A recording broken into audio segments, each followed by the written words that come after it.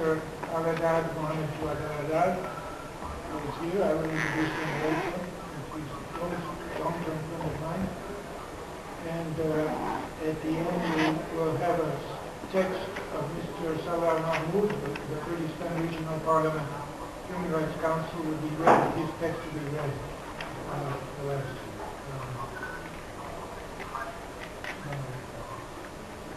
You see it somewhere. So let's begin the meeting now on human rights situation in Iraq, missing persons and victim compensation, Halabja and our campaigns and transferring. We begin with Dr. Kazan Ali. Please.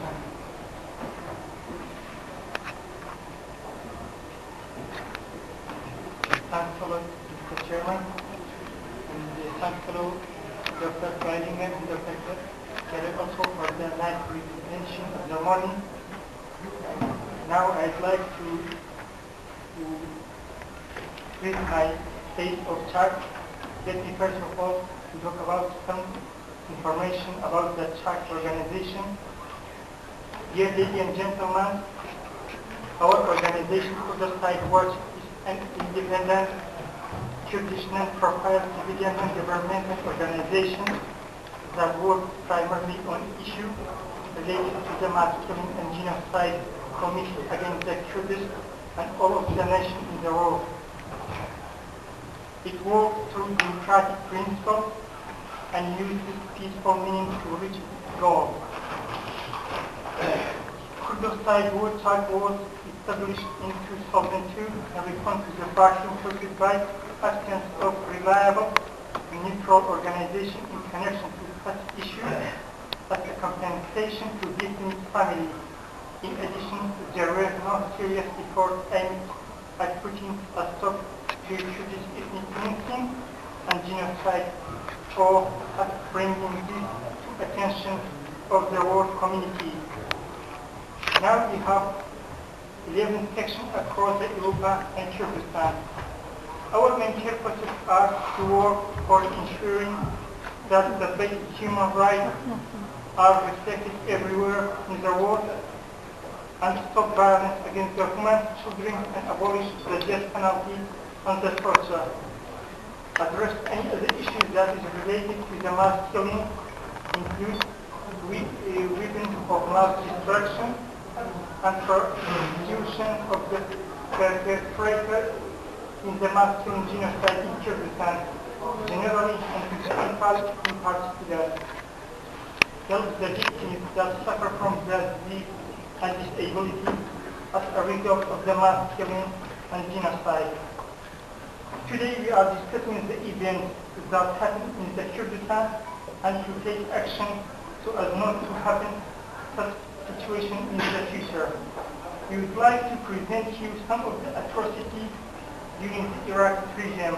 For example, before the Saddam Hussein regime, that they have repeated such actions as mass killing, deportation, bombing, and so on.